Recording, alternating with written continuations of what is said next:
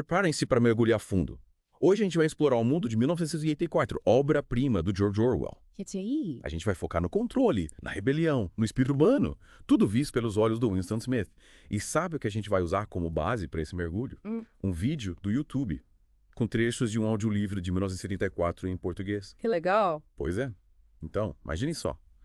Oceania, um estado totalitário dominado pelo Grande Irmão, um lugar onde a polícia controla até seus pensamentos, Nossa, onde a história é reescrita e a individualidade completamente esmagada. é de arrepiar. Um cenário distópico e opressivo. Total, é um ambiente sufocante, né?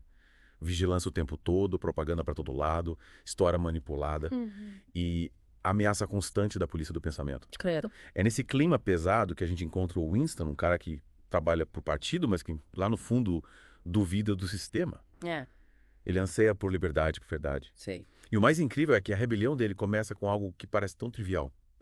Um diário. Um dia. Só que em Oceania, registrar os próprios pensamentos é um ato super subversivo, um desafio direto ao controle do partido. Nossa, verdade. Um simples diário vira uma arma poderosa. E falar, o que te fascina na busca do Winston pelo passado? Ele parece obcecado por entender como era a vida antes do partido dominar tudo. Essa busca dele é muito interessante. Pra mim, representa a necessidade humana de buscar a verdade. É como se o Winston estivesse tentando juntar os pedaços da própria história, sabe? É. Fragmentos que foram apagados, distorcidos pela propaganda do partido. É uma luta contra a amnésia imposta por esse regime. Entendi. E essa busca leva ele até um senhor, um prule, num bar. Ah, sim. O Winston quer ouvir sobre a vida antes do Grande Irmão, Uhum. mas as lembranças do velho são confusas, fragmentadas. É verdade. Parece que até a memória foi contaminada pela propaganda. Totalmente. Como se a névoa do partido tivesse encoberto até as lembranças mais pessoais, né? E é nesse contexto que surge a Júlia, um sopro de vida, de rebeldia em meio a tanta opressão. A Júlia é fascinante. Demais. Ela representa a resistência individual, a busca pelo prazer e a liberdade num mundo completamente controlado. O relacionamento dos dois, além de ser um ato de amor, é um grito de desafio ao partido. Sem dúvida. Eles querem recuperar a humanidade num sistema que tenta aniquilá-la. Desafiam as regras, se entregam à paixão, criam um espaço de liberdade mesmo que seja ilusório. É verdade. E aí que entra o misterioso O'Brien.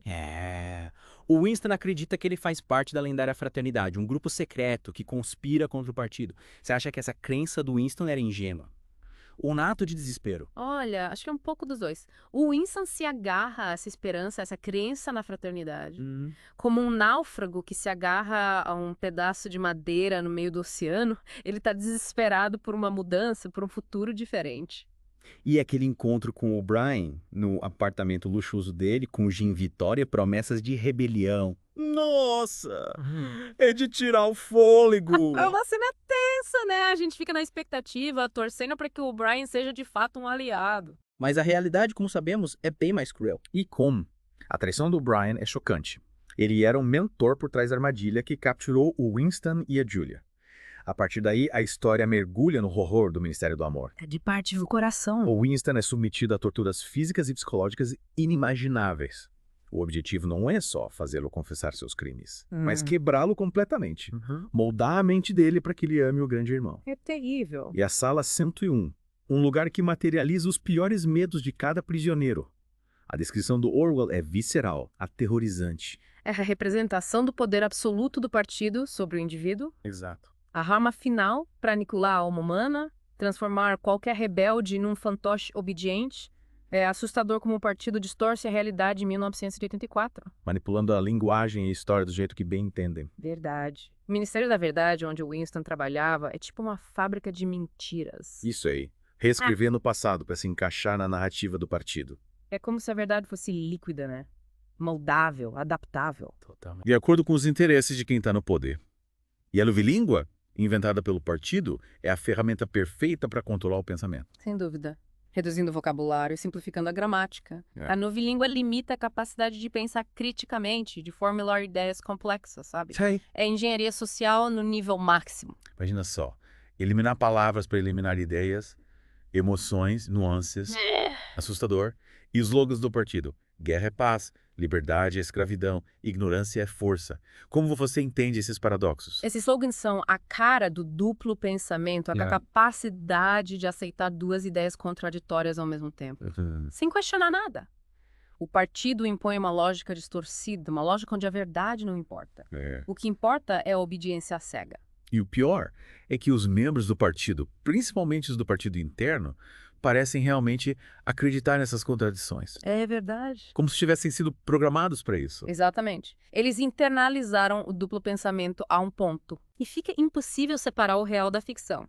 Lembra do Winston reescrevendo os discursos do Grande Irmão? Lembro. Ele manipulava a história para que o partido nunca errasse, mesmo que isso significasse negar a realidade. É verdade.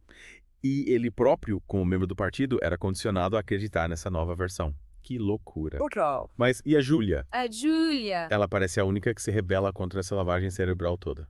A Júlia é a chama da resistência individual. Ela não tá nem aí pra política, mas desafia as regras do partido, buscando os próprios prazeres, a individualidade. Verdade. O relacionamento dela com Winston é um ato de rebeldia, um grito de liberdade num mundo de opressão. O quarto secreto, em cima da loja de antiguidades, vira um refúgio para eles, né? Um lugar onde eles podem ser esses mesmos, longe daquela vigilância constante. Como um oásis no deserto. Mas, infelizmente, essa liberdade é passageira. O partido está sempre um passo à frente, controlando tudo e todos. A gente vê na figura do Sr. Charrington. Nossa, a revelação de que o Sr. Charrington era da polícia do pensamento é de cair o queixo. Pois é. O Winston se sentia tão seguro naquele quarto, compartilhando seus pensamentos e seus sonhos com a Júlia. E, de repente, a máscara cai. Essa reviravolta mostra que o partido está em todo lugar, que é impossível escapar da teia de controle deles. E a partir daí, a história despenca no horror do Ministério do Amor.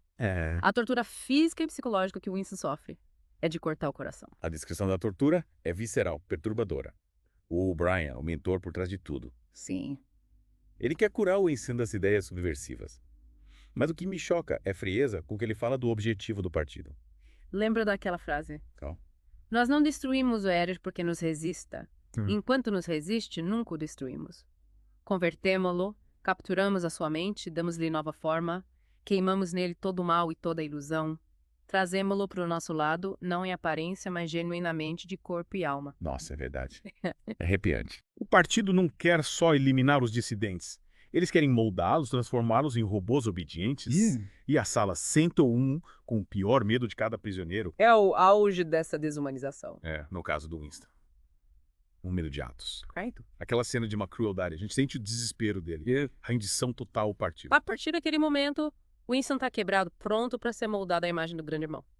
Ele trai a Júlia, declara amor ao Grande Irmão, abraça a loucura do partido. É como se o Worf estivesse mostrando pra gente o poder da cultura, da manipulação, do medo, pra destruir a alma humana. E o final, no Café Castanheira, com Winston transformado num membro apático do partido, conformado com aquela realidade distorcida. É de uma tristeza. Profunda. Ele encontra a Júlia, por acaso, mas o que era antes um amor rebelde vira indiferença. O partido conseguiu destruir não só a individualidade do Winston, mas também a capacidade de amar. É como se a gente visse um zumbi. Vazio por dentro, repetindo os slogans do partido sem questionar. E o pior é que ele acredita que tá feliz, que encontrou a paz na submissão total ao Grande Irmão. A última frase do livro.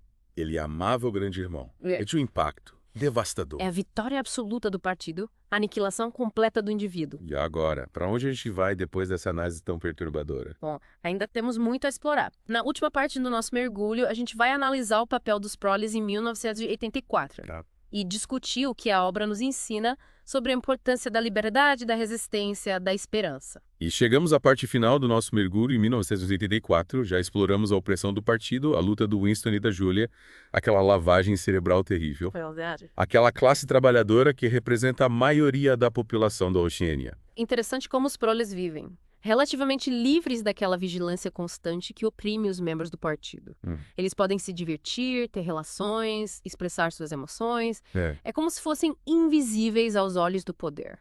Considerados inferiores, incapazes de ameaçar a ordem. E o Winston vê neles a única esperança de mudança, né? Sim. Ele acredita que, por serem a maioria e terem preservado a humanidade, os proles podem um dia derrubar o partido. Me lembra daquela cena da mulher cantando enquanto estende roupa, sabe? Como se ela representasse a força vital que o partido tenta sufocar. É verdade. Como se o Winston visse naquela mulher a força bruta da vida, da natureza humana que resiste à opressão. Ele se apega à ideia de que, mais cedo ou mais tarde, os proles vão despertar e se rebelar. Mas ao mesmo tempo, Orwell mostra pra gente como é difícil organizar uma rebelião. Os proles, apesar da liberdade relativa, são mantidos num estado de ignorância e apatia. Verdade. O partido distrai eles com entretenimento barato, loterias, músicas sentimentais. É como se vivessem num mundo à parte, alheios à realidade política que os oprime, e a própria estrutura do partido, com a vigilância e a manipulação, torna a organização de uma revolta quase impossível. Um ciclo vicioso, né? Os proles têm o poder, mas são mantidos em letargia, incapazes de se unir e lutar. E o final do livro, com Winston dominado pelo partido, deixa a gente com a sensação de que a esperança se esvaiu. É verdade. Será que Orwell quis mostrar um futuro sem saída, onde a opressão sempre vence? É difícil dizer. Mas acho que a genialidade de 1984 está justamente em nos provocar, em nos fazer pensar, questionar, buscar alternativas para evitar que esse pesadelo distópico vire realidade. Total. É um alerta para a gente ficar atento aos mecanismos de controle.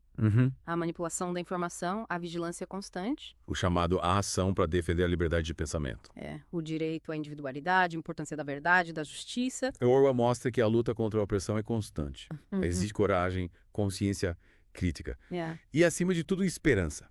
Mesmo que o final de 1984 seja sombrio, a obra deixa um legado de resistência. Concordo plenamente. É um chamado para nunca deixarmos de questionar, de lutar por um futuro mais justo, mais livre. Isso aí. Esperamos que vocês tenham curtido o nosso mergulho em 1984.